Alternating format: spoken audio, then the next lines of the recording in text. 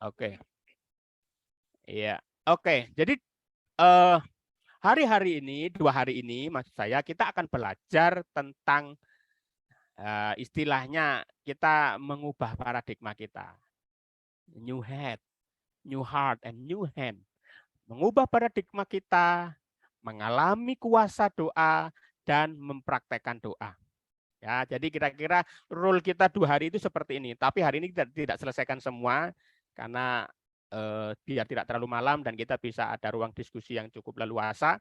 Jadi ini bangunan pembahasan kita 2 hari ini. Hari ini mungkin cuma 2 yang akan kita belajar bersama-sama, yaitu bagaimana mengubah paradigma, bagaimana mengalami kuasa doa, dan bagaimana kita bisa mempraktekkan doa tidak sekedar doa. Nah, itu nanti kita lihat ya, saudara-saudara ya. Oke, terima kasih Pak Lus. Saya lupa mengklik rekamannya. Oke, kita lanjut ya. Nah, pertama, nanti saya buka ruang pertanyaan, tenang aja saudara. Pertama kita mari mengubah sebuah paradigma ya tentang berdoa ya. Tapi izinkan saya bertanya yang kedua. Nah, kalau tadi kan pengalaman saudara tuh. Kalau sekarang yang saudara temui di gereja saudara-saudara, apa jawaban spontan anak-anak untuk menolak waktu diminta berdoa? Kira-kira apa jawab mereka spontan gitu? Mengapa mereka menolak disuruh berdoa? Coba di chat. Enggak bisa. Seperti yang saya temui. Apalagi? Malu. Yang lain saja. Apalagi? Enggak mau. Jangan saya. Yo. Apa? Saudara yang pelayanan anak pasti macam-macam itu. Apa saudara temukan? Takut. Apalagi? Saya sambil lihat-lihat saudara dari wilayah mana. Takut karena nggak pede. Ayo, dari Banten, dari Bandung. Ada pengalaman nggak? Belum siap. Kak Yesi, pernah punya pengalaman nggak? Waktu anak-anak dilayani nolak itu jawabnya apa, Kak? Ya Belum malu, siap. nggak mau. Malu Sama Kak. nggak mau. Iya, mirip dengan kita. Mirip dengan kita. Saya kira-kira ini saudara-saudara yang saya coba garis besarnya aja ya. Mungkin ini menjadi nggak tahu caranya, bingung memulainya dari mana ya berdoa itu. Atau nggak pandai nyusun kata, malu ditertawakan, apalagi disalahkan. Baru kalimat pertama, jangan begitu doanya. Waduh, sudah hilang sudah semangatnya. Nggak ada waktu. Wah, ini mah kebangetan aja nggak ada waktu. Nggak dapat teladan. Nah, ini yang kita harus perhatikan. Nggak ada yang ngajari. Makanya muridnya Tuhan Yesus minta, Tuhan ajarlah aku berdoa. Bisa jadi anak itu nggak mau, bukannya nggak mau, tapi nggak tahu polanya kayak apa sih. Contohnya kayak apa. Apalagi melihat kakak-kakaknya waktu disuruh doa, begini-begini nggak mau, ya ikut-ikutan lah mereka. Nah jadi saudara, ada yang bilang nggak tahu caranya. Bener nggak tahu. Atau tidak mau tahu. Di Alkitab itu banyak doa-doa dinaikkan. Abraham menaikkan doa, Daud menaikkan doa, Salomo menaikkan doa, Nehemia menaikkan doa. Masalahnya pernah diajarkan enggak? Ataukah ya udah baca aja sendiri di situ kan ada itu kalimat doa banyak di kitab Mazmur seluruhnya hampir doa semua itu isinya. Ataukah begitu cara kita mengajar mereka? Yesus saja mengajarkan waktu Yesus menjawab pertanyaan muridnya, kalau kamu berdoa, berdoalah demikian, Bapa kami yang di sorga. Langsung jelas kalimatnya, dikasih tahu. Nah, saudara-saudara, mungkin tanpa kita sadari, tanpa kita apa ya, tahu anak-anak itu sebenarnya punya kerinduan untuk belajar berdoa, tapi karena nggak ada teladan atau nggak ada yang ngajari, jadi mereka nggak tahu. Karena nggak tahu, mereka takut salah. Ngomongnya mesti apa? Bapa dulu atau Allah dulu atau Tuhan dulu. Ada yang dirangkap-rangkap Bapa Tuhan kita Yesus Kristus, sudah Bapa, sudah Allah, sudah sebut semuanya. Ada yang begitu. Jadi saudara-saudara, benar nggak tahu caranya, atau memang belum diajarkan, atau bingung memulai. Nah ini dari mana sih doa itu apa? Apa dulu? Untuk apa? Bagaimana? Padahal kalau kita ngobrol sesuatu yang di luar doa, nggak perlu ada startnya, langsung nyelinap gitu aja sudah jadi obrolan panjang. Ada yang bilang, oh nggak pandai berkata-kata. Nggak bisa memberikan kata-kata yang indah. Padahal nanti kita lihat esensi doa itu bukan perkataan-perkataan yang indah, saudara-saudara. Lalu ada yang bilang, malu Kak, nanti ditertawakan. Apalagi yang doanya begini, Tuhan Yesus, kami mau memulai ibadah, kebanyakan ada nggak pelayan anak di sini kalau berdoa kebanyakan ayo angkat tangan.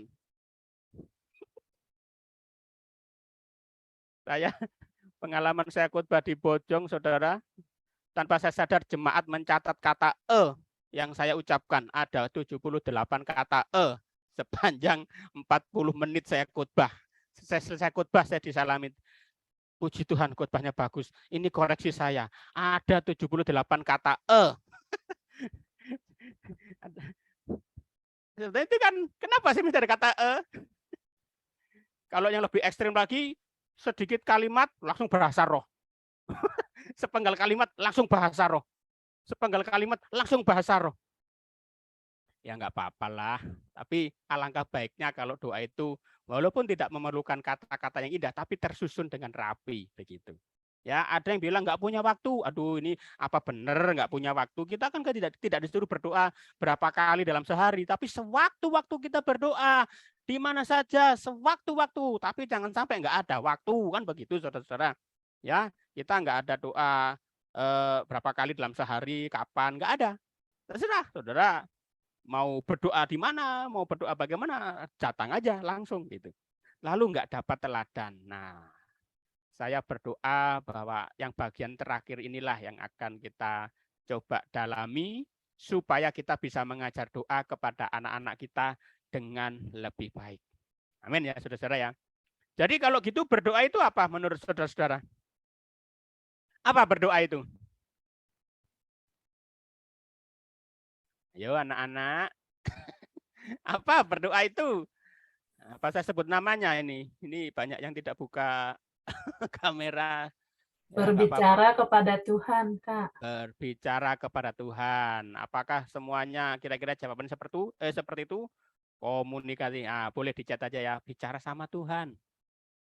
Dulu saya punya gembala, doa didengar oleh Allah. Itu ya Pak. Oh iya. Tapi kemudian ada nyeletuk, bisa nggak Pak doa ditolak oleh Allah? Celaka sudah. Bicara dengan Tuhan. Wah, ini lebih dalam ini, nafas. Nah, itu ada yang muncul komunikasi dua arah. Nah, akhirnya saya menemukan saudara-saudara. Doa itu berbicara dua arah dengan Tuhan dalam keleluasaan. Jadi nggak ada rasa takut, nggak ada rasa was-was, nggak ada rasa aduh doaku didengar apa enggak ya. Leluasa saja kita nyampaikan kepada Tuhan. Artinya ada saat kita bicara dan ada saat kita mendengarkan Tuhan berbicara. Kan begitu. Kan namanya komunikasi dua arah. Kalau ngomong sendiri itu namanya meditasi, saudara-saudara.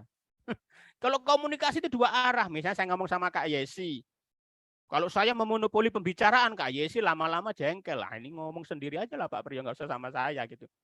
Saya ada saatnya ngomong, tapi kemudian memberi kesempatan. Wah itu dialog orang dengan arah Allah. Mantap, judul khotbah kayak ini Pak tulis ini.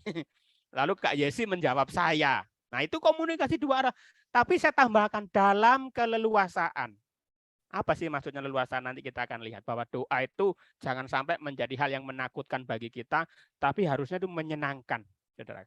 Kalau saya bilang itu hak istimewa untuk kita berbicara dengan Allah. Oke. Jadi apa yang kita lakukan kepada anak-anak? Mari kita mengajar. Berdoa itu sama seperti saat mereka bicara sama papa mama di rumah. Saya kalau ngajar doa kepada sekolah minggu, kayak kamu ngomong ke papimu, ke mamimu. Ya kadang banyak mintanya daripada terima kasihnya, begitu kan? Ada nggak yang begitu mantan anak-anak di ruangan Zoom ini? Kita kalau ngomong ke orang tua lebih banyak mintanya atau lebih banyak ngobrol supaya dekat gitu? Atau rumah kita kayak rumah kos-kosan gitu. Kalau perlu ya ngobrol, cari, kalau enggak tinggal gitu. Jangan saudara. Ya. Mari kita mengajarkan bahwa berdoa itu sama seperti saat mereka bicara kepada mama papa di rumah. Itu doa. Nah, banyak mintanya lupa berterima kasih. Meskipun Tuhan tidak terlihat, tapi Tuhan itu melihat dan mendengar doa mereka. Ini memang sesuatu lebih dalam, agak sulit bagi anak-anak kecil untuk memahami kalimat ini. Tetapi bagi anak-anak remaja sudah mulai diajarkan. Tuhan memang tidak nampak secara fisik, tapi Tuhan maha hadir dan dia memperhatikan. Lalu yang lebih penting dari itu, mari kita jadikan tolonglah mereka agar doa itu menjadi gaya hidup mereka. Maksudnya apa? Ya waktu mereka mau ujian, mungkin mereka sudah tahu apa yang dilakukan. Sebelum belajar, berdoa dulu. Gitu. Ya, jadi tidak sekedar mengucapkan kalimat doa. Yang terlebih dalam lagi, yakinkan bahwa ada berkat rohani ketika mereka mulai berdisiplin dalam doa. Karena firman Tuhan mencatat seperti itu. Ada berkat-berkat rohani. Firman Tuhan berkata di dalam 1 Timotius 4 ayat 8, latihan badani terbatas gunanya, tetapi ibadah berguna dalam segala hal untuk saat ini dan waktu yang akan datang. Jadi saudara, ini yang paling tidak ini yang akan kita lakukan, menolong anak-anak di dalam berdoa. Ya, prinsipnya sederhana. Seperti mereka ngomong kepada mama papa waktu mereka sakit kan bilang, "Papi, kok badanku sakit ya?" Apakah waktu mereka ngomong ke bapaknya, ngomongnya, "Papi, aku datang kepadamu, aku ingin menyampaikan bahwa hari ini badanku sedang sakit." Apakah seperti itu? Jarang kita temuin anak-anak datang seperti itu. Langsung, "Pi, badanku kok sakit?" Begitu. Ada keleluasaan, ada hubungan yang dekat. Dan ada berkat-berkat rohani yang tersedia bagi mereka yang berdisiplin di dalam doa. Apa itu berkat rohani? Saudara, kehidupan itu kan macam-macam ya. Ada saatnya happy, ada saatnya bergairah sekali, excited. Ada kadang-kadang rasa percaya dirinya itu naik begitu. Tapi kadang-kadang dipenuhi kekhawatiran, kesedihan, kebingungan, bosan, marah. Apakah anak-anak tidak mengalami hal-hal seperti ini dalam kehidupannya? Oh pasti. Uang saku kurang aja mereka sedih. Uang saku dipotong aja sudah mempengaruhi gairah belajarnya. Mereka punya pergumulan, mungkin tidak seberat kita, tapi jangan lupa pertumbuhan mereka juga disertai dengan tantangan-tantangan tersendiri. Maka perlu kita sampaikan kepada mereka, pada waktu mereka berdisiplin di dalam doa, ada sukacita di dalam batin. Yohanes 16 ayat 24 bilang begini, sampai sekarang kamu belum meminta sesuatu pun dalam namaku. Mintalah, maka kamu akan menerima, supaya penuhlah sukacitamu. Ada sukacita. Ada sukacita di dalam batin pada waktu kita, anak-anak kita mulai berdisiplin di dalam doa. Lalu berikutnya, yang jelas pasti ada pertumbuhan rohani. Mengapa saudara-saudara? Karena di Alkitab bilang juga, janganlah hendaknya kamu khawatir tentang apapun juga. Tapi nyatakanlah dalam segala hal keinginanmu kepada Allah dalam doa dan permohonan dengan ucapan syukur. Anak-anak menjadi dewasa. Mereka menjadi tahu bahwa ada Tuhan di dalam hidupnya. Mereka diajar bergantung kepada Tuhan. Lalu mereka pasti akan bertumbuh dalam kekuatan dan keberanian. Ini memang pekerjaan Roh Kudus yang menolong mereka. Saudara jangan lupa ya, mereka tuh punya tantangannya sendiri loh, saudara-saudara. Misalnya mereka mau presentasi di kelas, itu punya tantangannya sendiri. Tapi kalau mereka tahu kemana mereka lari pertama kali waktu merasakan tantangan ketakutan itu dan mereka memilih berdoa, bukankah itu pertumbuhan rohani, saudara-saudara? Dan itu menghasilkan kekuatan dan keberanian tersendiri. Dan yang jelas, seperti firman Tuhan katakan, dengan adanya disiplin doa, kita tidak hanya mendoakan diri sendiri, tapi kita juga mendoakan orang lain. Kita belajar, anak-anak belajar semakin mengasihi Tuhan dan mengasihi sesamanya. Pada waktu mereka, ayo kita berdoa untuk si Tono yang sedang sakit, misalnya di ruang sekolah minggu. Itu kan kita mengajarkan mereka berempati, mengajarkan mereka mengasihi sesama, mengajarkan mereka untuk tidak selfish di dalam diri mereka. Jadi ada banyak sebetulnya saudara, kalau kita mau gali lebih lanjut berkat rohani dari disiplin doa ini banyak sekali. Dan ini perlu diajarkan supaya anak-anak tahu bahwa berdoa itu tidak sekedar mengucapkan kalimat kepada Tuhan, tapi mereka tahu mengapa mereka berdoa, lalu apa yang terjadi di balik doa, apa yang mereka alami saat mereka berdoa. Ini perlu diwartakan kepada mereka. Sehingga pada masanya mereka bertumbuh nanti, mereka akan menjadi tahu dan pada akhirnya saudara-saudara, mereka akan bertumbuh secara rohani. Amin ya saudara-saudara ya. Nah lanjut dulu ya. Oke. Amin. Pernah nggak saudara-saudara ditanya begini, Kak, mengapa sih saya mesti berdoa kepada Tuhan?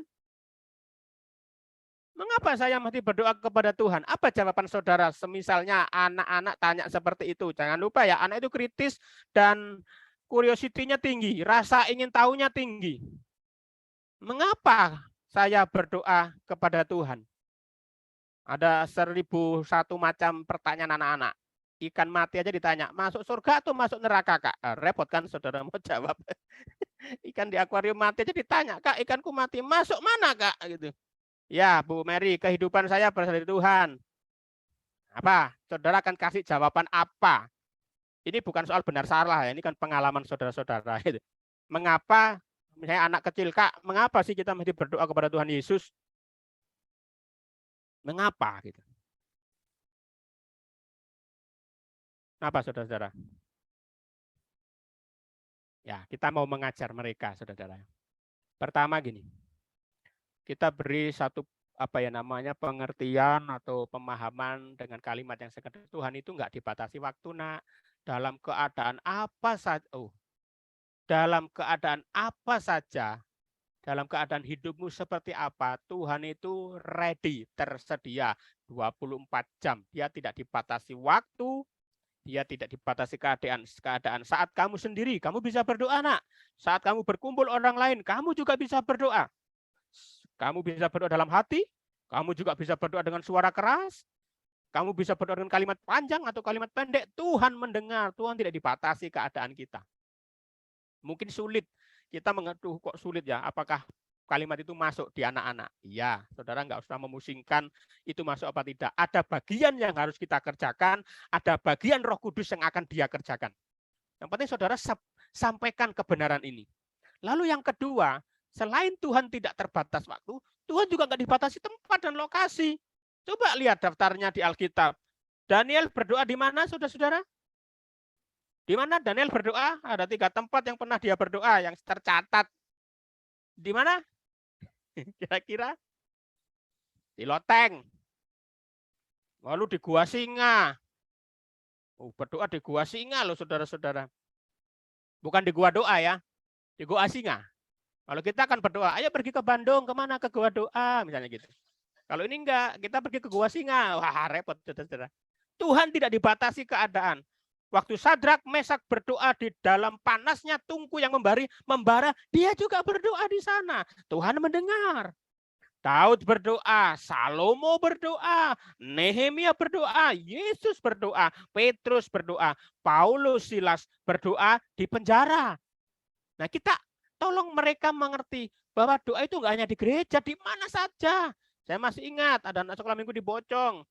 Karena nggak bisa pup, dia teriak di kamar mandi, Tuhan Yesus, tolong saya. Di mana saja kita berdoa, Tuhan dengar, Tuhan ada. Karena dia tidak dibatasi tempat dan lokasi. Mari kita ajarkan ini. Nah, ini yang lebih dalam. Tolong mereka, karena seperti anak-anak kita kalau minta itu kalau bisa kan dapat ya. Betul nggak, saudara-saudara? Kalau hari ini minta kan rasanya hari ini harus dapat gitu. Apapun jawabannya, anak-anak harus diajar bahwa apapun jawaban doamu nanti, kamu harus ngerti ya anak bahwa semua itu untuk kebaikanmu. Semua itu untuk kebaikan kalian karena Tuhan Maha Baik. Tuhan tahu yang terbaik. Sama seperti saudara-saudara, kalau anakmu minta pisau, saudara akan mikir, ini anak umur 1-2 tahun misalnya, kok minta pisau, saudara nggak akan kasih. Mendingan itu nangis nggak apa-apa, tapi aman. Jadi kadang-kadang seperti itu. Nah mungkin kita juga sama, kita pemahaman kita tentang jawaban doa juga masih sangat dangkal. Kok Tuhan nggak jawab doaku ya? Saya katakan malam ini, Tuhan tahu yang terbaik. Tuhan tahu dalam kemahatauannya, dia tahu kapan saatnya menjawab doa doa kita. Saya rasa ada jawaban lain-lain, dan itu yang penting sampaikan kepada anak-anak, supaya mereka tahu bahwa doa itu berbicara kepada Tuhan, dua arah dalam keleluasaan, dan mereka yakin bahwa Tuhan dengar, Tuhan tidak menutup telinganya, Tuhan hadir, dan berikan ayat-ayat yang seperti saya katakan tadi, contoh-contoh doa umat Tuhan, nabi-nabi di perjanjian lama, tokoh-tokoh Alkitab di perjanjian lama maupun di perjanjian baru. Mereka berdoa dalam situasi apa saja. Mereka berdoa dalam kondisi apa saja. Bahkan sebagian dari mereka juga tidak terjawab doanya. Contohnya, banyak nabi-nabi yang merindukan sampai di tanah perjanjian, tapi belum sampai sana mereka sudah keburu dipanggil Tuhan. Ada doa-doa yang nggak dijawab tepat pada waktu didoakan. Ada doa-doa yang memang sama sekali nggak dijawab. Tapi ada doa-doa yang langsung dijawab. Apapun jawabannya, semua untuk kebaikan kita, untuk kebaikan anak-anak kita. Tanamkan pengertian ini dengan pertolongan Roh Kudus kepada mereka, ajarkan. Tetaplah berdoa, nak, meskipun jawabannya belum sampai, jawabannya belum tiba. Tuhan Yesus berbicara di Lukas 18, kalau tidak salah, 18 atau pasal 8. Jangan jemu-jemu berdoa. Sekali lagi kukatakan, jangan jemu-jemu berdoa. Jadi bukan soal dijawab apa tidak, tapi soal komunikasinya kepada Tuhan. Nah, saudara-saudara, jadi ini paradigma-paradigma yang harus kita ubah, tolong dari mereka, supaya doa itu menyenangkan. Dan mereka tahu, waktu mereka berdoa kepada Tuhan yang seperti apa. Mereka berdoa kepada Tuhan yang bagaimana. Ya, saya mungkin ada yang bertanya, Pak, ini anak kecil-kecil, Pak, apa yang mengerti kita kasih kayak pemahaman teologi ya kayak seperti ini. Saudara, sekali lagi ya, mari kita lakukan bagian kita dengan hikmat yang Tuhan berikan di kelas kita masing-masing. Selebihnya biarlah Tuhan yang melakukan. Saudara tentu pernah mendengar sebuah kisah, entah itu nyata atau tidak. Karena saya juga mendengar yang katanya ada binatang buas yang lepas di mana itu, di kebun binatang. Saya coba cari sumbernya, gue nggak ketemu di internet. Itu cerita atau ilustrasi, saya nggak tahu. Tapi saya rasa saudara pasti mendengar. Anak kecil pergi ke kebun binatang, tiba-tiba entah macan, entah singa lepas. Waktu dia berhadapan dengan binatang itu, apa doa anak kecil? Saudara pasti tahu kan? Hampir begini jawabannya. Tuhan berkati makanan ini. Begitu toh? Yang saudara dengar entah dari pendeta siapa begitu. Kalau itu betul-betul terjadi, sebetulnya kan berarti doa itu bukan serangkaian kalimat, tapi bagaimana seseorang bergantung kepada Tuhan dalam situasi hidupnya, kan begitu.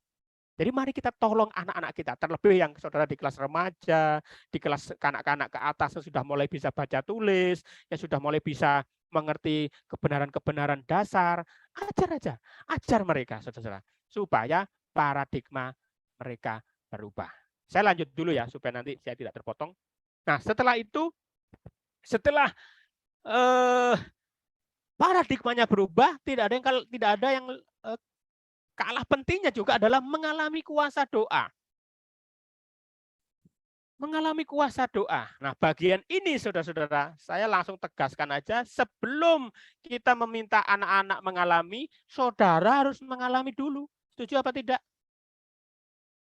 Sebelum kita berbicara anak-anak harus mengalami doa, kuasa doa, kita sebagai pelayan anak, guru sekolah minggu, asisten guru sekolah minggu, harus mengalami kuasa doa terlebih dahulu. Kalau kita tidak punya pengalaman kuasa doa, sulit mengajarkan hal berdoa kepada anak-anak. Kalau mereka bertanya, kakak sudah mengalami mujizat itu, misalnya, mujizat doa. Lalu saudara belum mengalami. Saudara akan bermodalkan kata, ya katanya, begitu.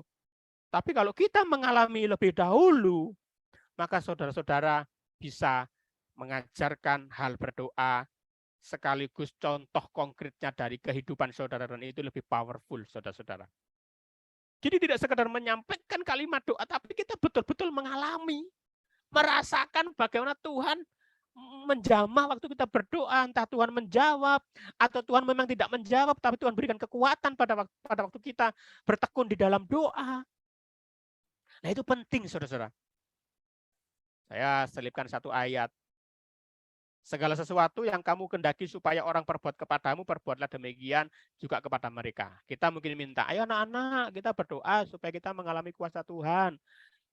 Ya oke, nggak apa-apa. Tapi alangkah baiknya kalau itu saudara alami dulu. Saudara sebagai guru sekolah minggu, saudara sebagai pelayan anak, saudara sebagai asisten guru sekolah minggu, saudara sebagai apa saja di pelayanan anak, saudara harus mengalami ini. Makanya kalau gereja lokal mengadakan ibadah doa, harus ikut. Amin. Kasih reaksi saudara. Harus ikut. Enggak cukup. Ada doa pribadi, oke. Tapi ada doa korporat. Impartasi. Impartasi firman dari pimpinan, impartasi di gembala, dan itu perlu saudara-saudara. Ya, jadi bagaimana supaya kita mengalami doa? Pertama-tama harus kita. Lalu kita mengajarkan ke anak-anak, tidak hanya mengajarkan transfer pengetahuan, tetapi juga transfer pengalaman. Nah, mengapa sih penting mengalami kuasa doa? Sudah jelas. Kita dan anak-anak berada di medan perang. Setuju ya saudara-saudara ya? Apa godaan anak-anak zaman sekarang? Ayo, atau tantangan terbesar pelayanan anak zaman sekarang apa kira-kira? Apa saudara-saudara? HP. HP. Ya, ini tidak bisa disangkal saudara-saudara ya. Jadi, tapi kita nggak boleh kalah saudara.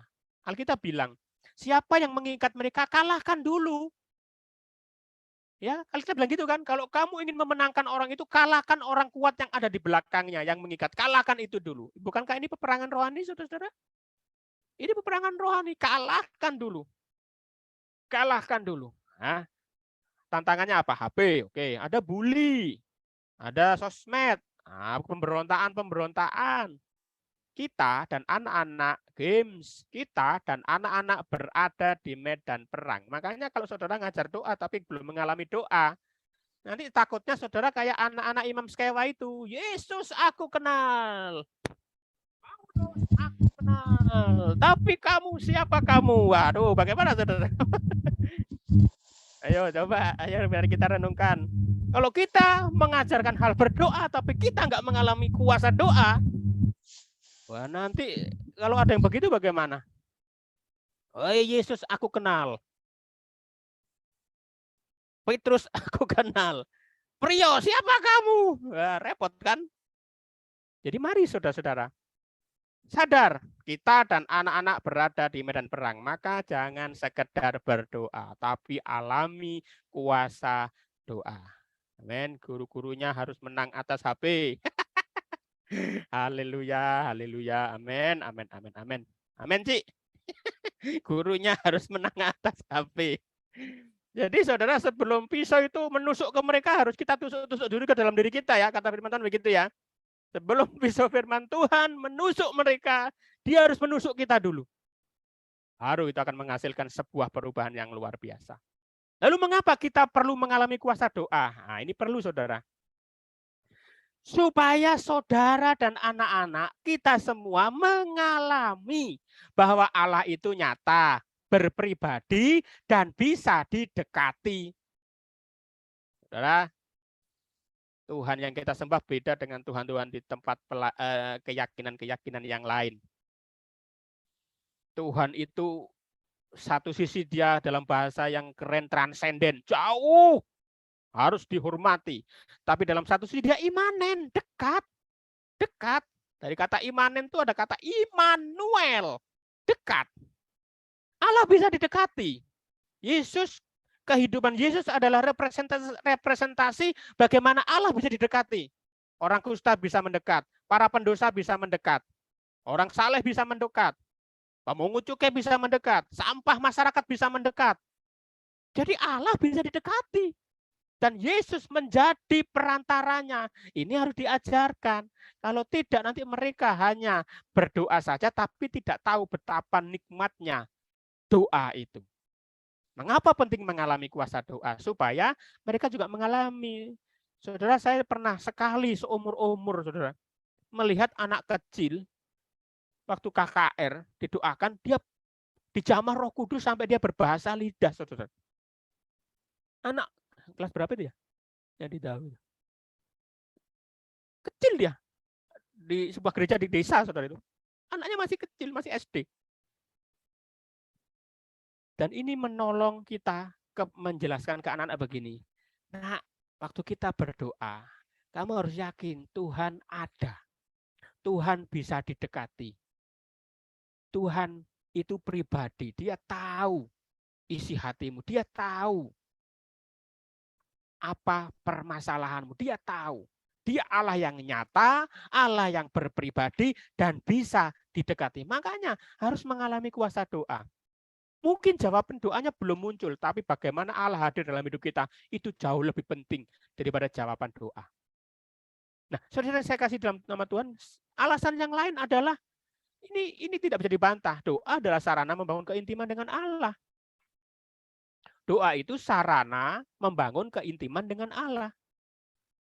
Ya, macam-macam, mau meditasi, mau kontemplasi, apalagi yang sisi terserah lah. Tapi yang namanya doa itu membangun keintiman. Saudara, ya saudara sebagian besar orang tua ya di sini ya.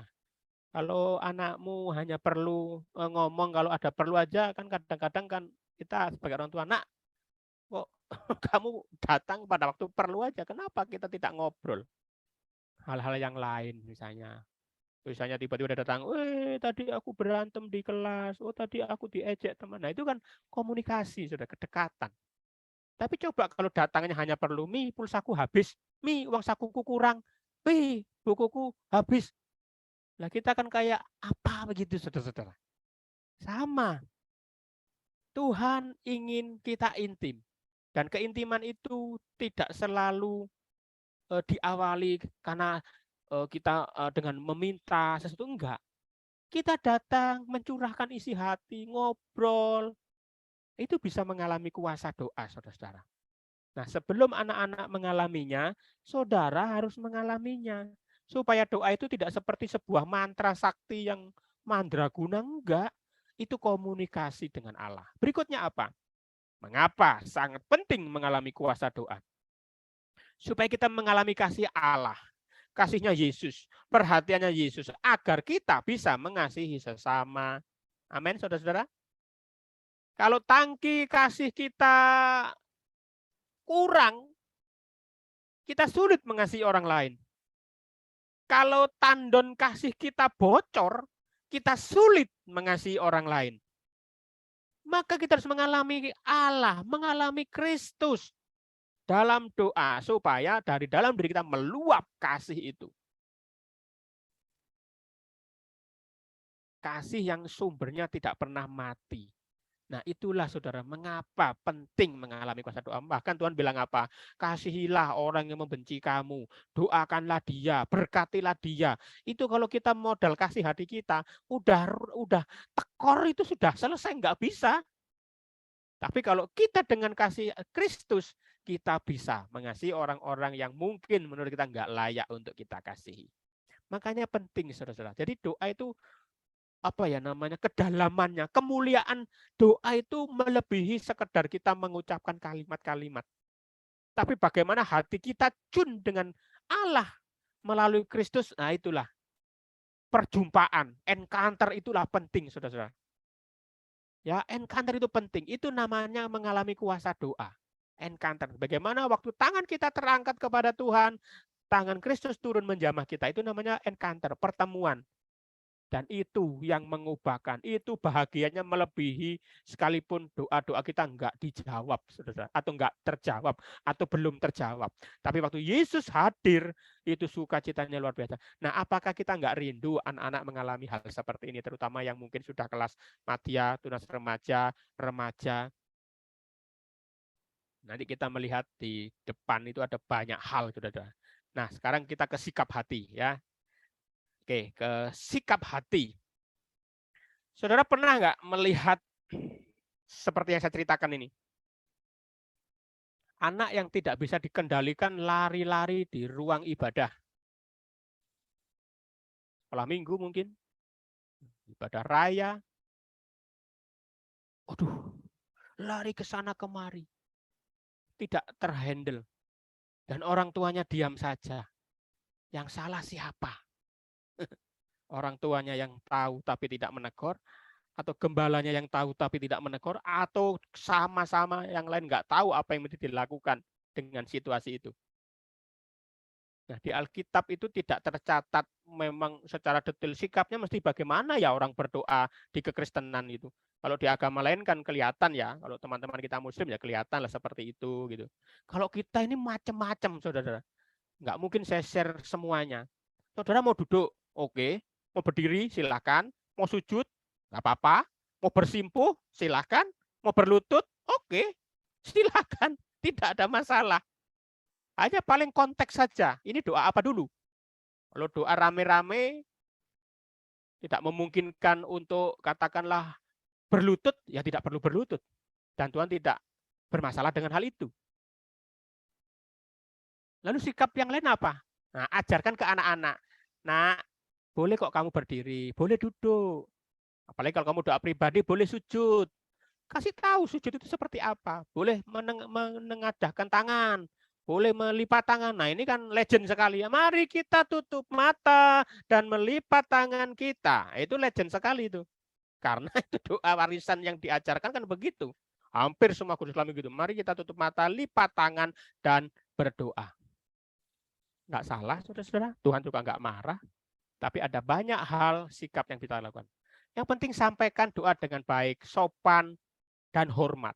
Kalau anak kita sopan, bicara dengan kita, ya seperti itulah kita datang kepada Tuhan. Anak-anak diajarkan, kayak kamu datang kepada mama papa harus dengan sopan, nak. Dengan baik, minta sesuatu dengan baik, tidak dengan bentak-bentak, tidak dengan lari-lari, tidak dengan apa. Ya seperti itu. Lalu berdoa dengan keyakinan.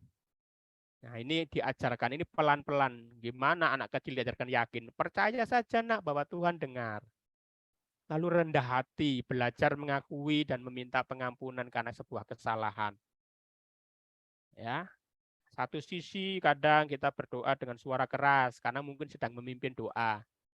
Tapi ada kalanya kita doa dengan intonasi yang rendah karena mungkin kita sedang doa sendiri atau doa katakanlah meremehkan firman secara pribadi. Nah, yang tidak kalah penting, mari kita menolong mereka agar tetap berserah dan membuka hati terhadap apa saja kemungkinan jawaban doa. Tuhan itu terlalu kreatif, saudara-saudara. Tuhan sangat kreatif. Satu kali, saudara, di sebuah daerah di Alabama Selatan, ada sebuah tugu. Tugu itu modelnya kumbang, saudara-saudara. Setelah dicari kenapa ada tugu kumbang, ternyata pada tahun berapa gitu di Alabama Selatan itu panen tembakau dan panen kapasnya gagal gara-gara kumbang, saudara. Lalu semua orang yang ada di sana juga berdoa sesuai agamanya masing-masing. Orang Kristen berdoa, minta supaya kumbangnya segera diberantas. Ternyata kumbangnya semakin banyak dan semakin memakan habis bakal panen kapas. Karena yang dimakan itu pucuk-pucuk kapas yang mau mekar. Akhirnya karena mereka melihat bahwa kumbang semakin banyak, selain mereka berdoa, mereka membuka pikiran, nanam apa kira-kira selama gangguan ini berada. Akhirnya di sela-sela pohon kapas ditanami tanaman-tanaman lain. Dan ternyata itu cara Tuhan menaikkan penghasilan mereka agar tidak bergantung kepada satu sumber penghasilan kapas. Tapi juga ada sumber penghasilan lain. Ada banyak cara kreativitas yang Tuhan lakukan yang mungkin tidak sama persis dengan jawaban yang kita inginkan. Nah, anak-anak kalau sudah mulai mengerti ini diajarkan, terutama remaja, ajarkan. Tidak semua yang diminta di dalam doa pasti dijawab. Ya, kita sampai di sini saja, saudara-saudara. Sekarang saya persilahkan kita masuk di ruang Zoom. Di ruang Zoom sesuai dengan kodenya masing-masing. Ya, 15 sampai 20 menit.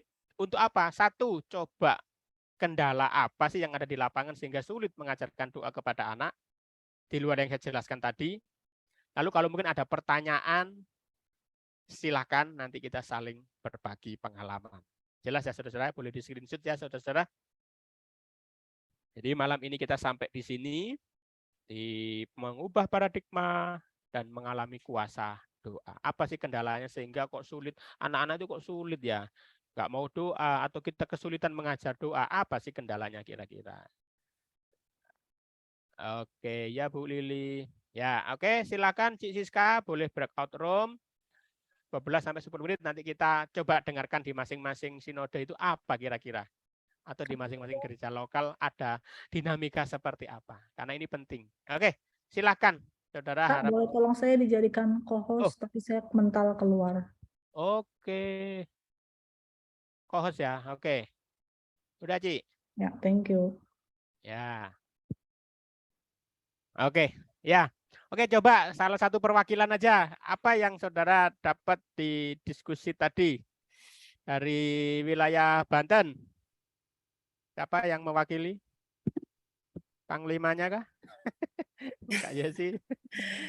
Ya, oke. Tadi sudah ditanyakan di grup 2 ya, di ruang 2, dan mereka memang rata-rata anak-anaknya sudah bisa berdoa tapi masih malu dan singkat gitu.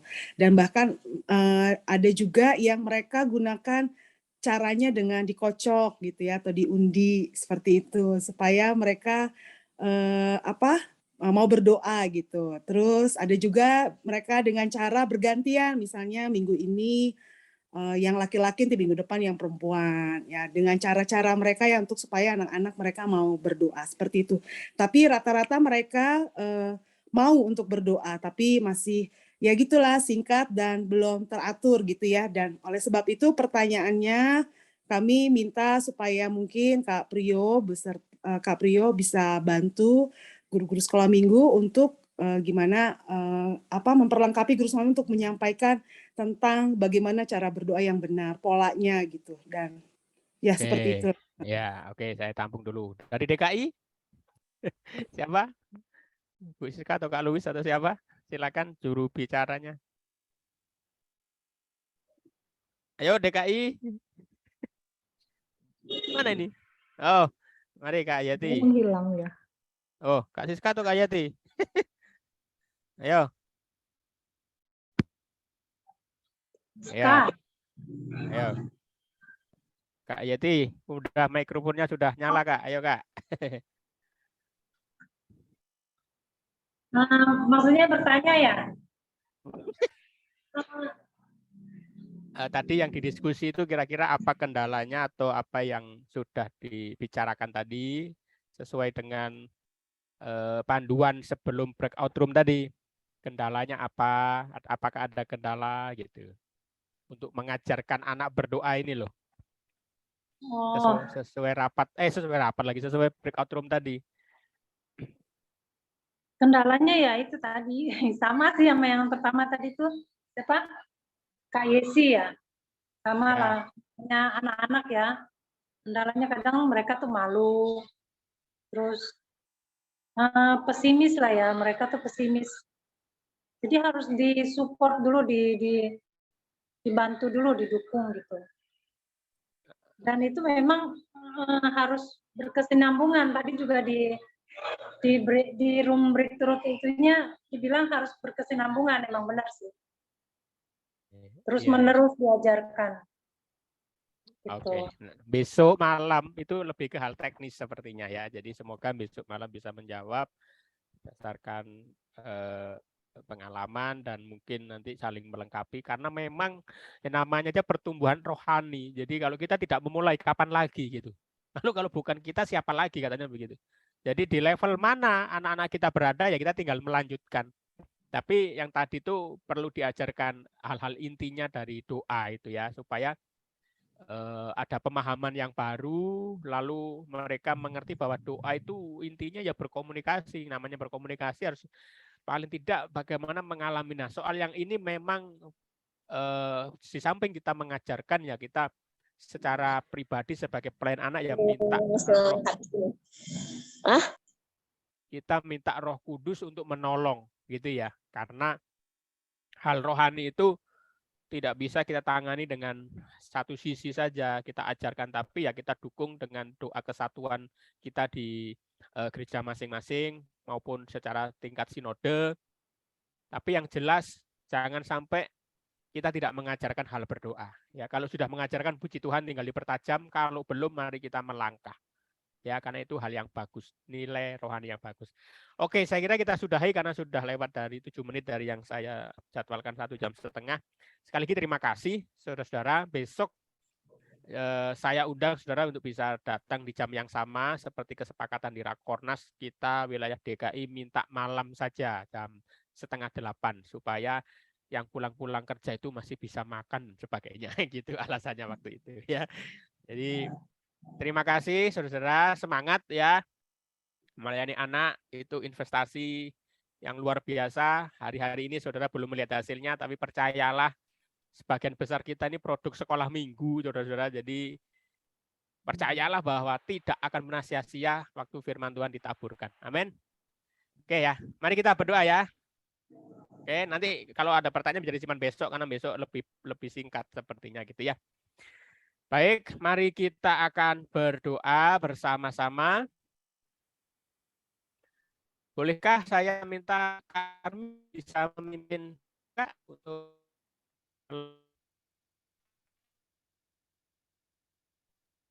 ini?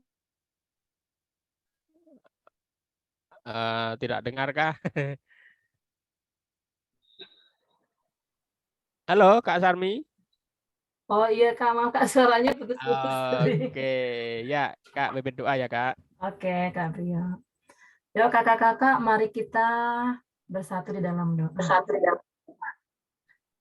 Tuhan Yesus, terima kasih Bapa, kami sangat bersyukur kepadamu karena malam hari ini Tuhan memberikan waktu dan kesempatan kepada kami untuk kami bisa sama-sama belajar, kami diperlengkapi semua kakak-kakak pembina dari sekolah minggu Tuhan, supaya kami bisa mengajarkan kepada anak-anak kami makna berdoa yang lebih dalam lagi, sehingga mereka lebih mengerti makna berdoa ya Tuhan. Terima kasih, berkati semua kakak-kakak pembina seluruh GPKDI seluruh di Indonesia ini Tuhan, sehingga lewat kehidupan kami, anak-anak kami diberkati oleh Tuhan, anak-anak kami bertumbuh rohani mereka. Terima kasih Tuhan, sehingga akan tumbuh generasi-generasi yang takut akan Tuhan, yang diperlengkapi lebih lagi Tuhan kerohanian mereka ya Bapak. Karena kami tahu Tuhan, di akhir zaman ini sangat banyak tantangan yang akan dihadapi ya Bapak. Tetapi biarlah Roh Kudus yang menolong kami, memperlengkapi kami dan memberikan pengertian kepada kami bahwa kami turut ambil bagian dalam kehidupan anak-anak kami Tuhan. Mari ya Bapak, taruh itu semua di dalam hati kami, sehingga di dalam kehidupan kami itu merema Tuhan bahwa kami ada tanggung jawab rohani Tuhan buat anak-anak kami semuanya. Terima kasih Bapak, berkati Kak Brio yang sudah menjabarkan materi tentang berdoa malam hari ini, urapi pakai dia dengan luar biasa lagi Tuhan dalam seluruh pelayanannya. Dan juga semua kakak-kakak yang sudah bisa join malam hari ini, biarlah Tuhan memberkati. Terima kasih untuk kesehatan yang Tuhan berikan, terima kasih untuk setiap berkat yang Tuhan sudah berikan bagi kami sepanjang hari ini. Dan pertemukan kami esok lagi Tuhan untuk lebih antusias lagi, agar kami bisa memberikan waktu kami ikut seminar sesi 2 besok ya Tuhan. Terima kasih Bapak, kami mengucap syukur dan berdoa dalam nama Yesus. Haleluya. Amin.